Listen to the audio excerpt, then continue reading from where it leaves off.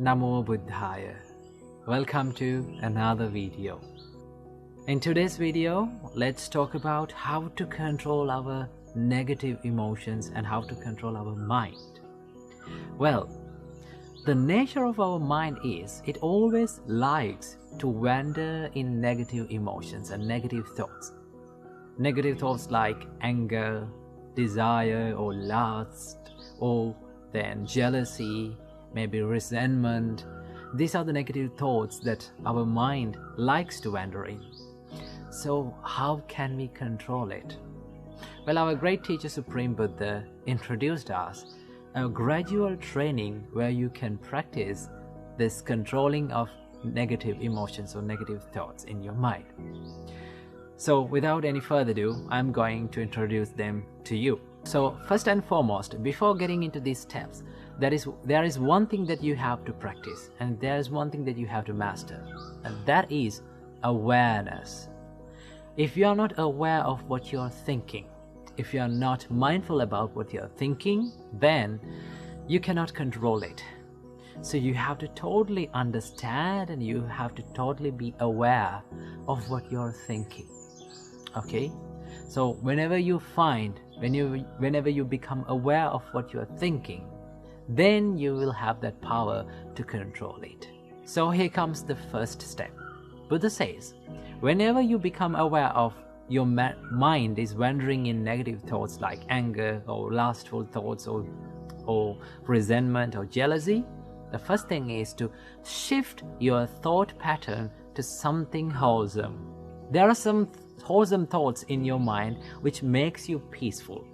Maybe like thinking of something that you have done in the past, like maybe you helped someone. Whenever you think that thought, your mind becomes happy and peaceful.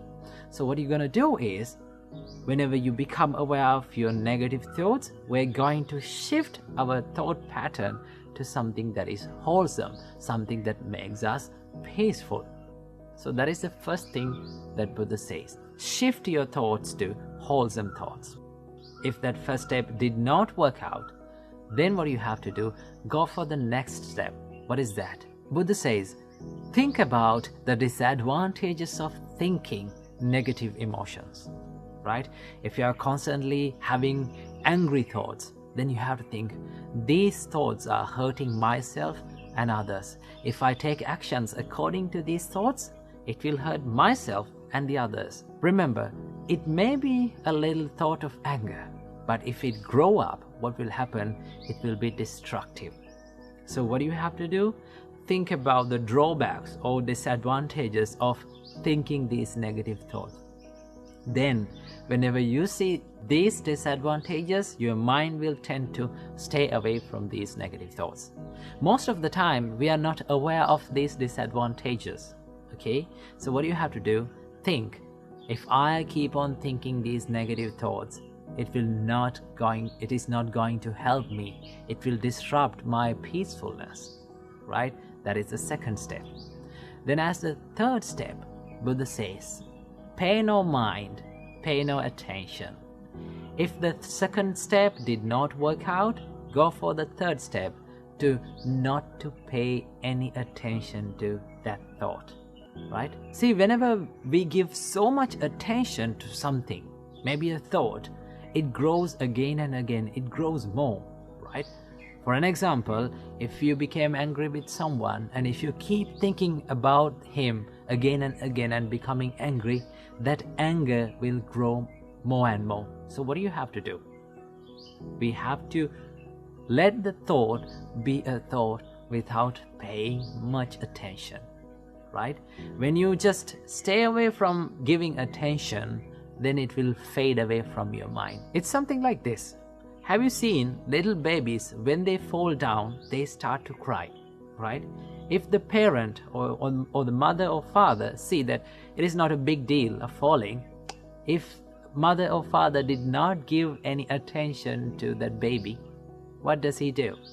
He just don't care about that. He will stop crying. Same thing goes with our mind. If we did not pay any attention to that thought, right? If we did not care about that thought and just let it go and let it pass away from our mind, then it will fade away.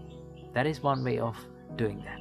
If the third step did not work for you, then the Buddha says, go for the fourth step to relax your thought process, right?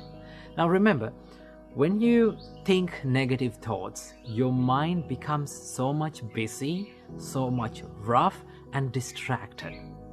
So what you're going to do is, you're thinking, why am I thinking these distractive thoughts, these negative thoughts that are making me so much busy and making me distracted, right?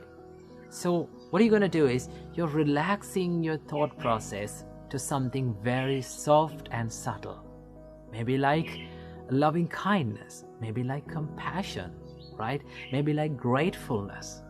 When you think those thoughts, when you think more positive thoughts, your mind or your thought process becomes so much relaxed. And then if the fourth step did not work for you, then it comes the final step. This is something that we have to do with a great care. I do not recommend for everyone to do this. This should be done with a great experience and a good practice, right? And that is to crush your thought with awareness, right?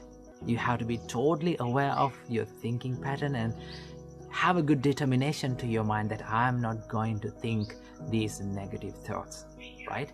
But this should not be done by everyone, right? Some may be not good at this, right? If you keep on becoming aware and if you keep on forcing this mind, it will grow more and more these negative thoughts. So if all those 4 steps did not work for you, then you have to go for the final step, right?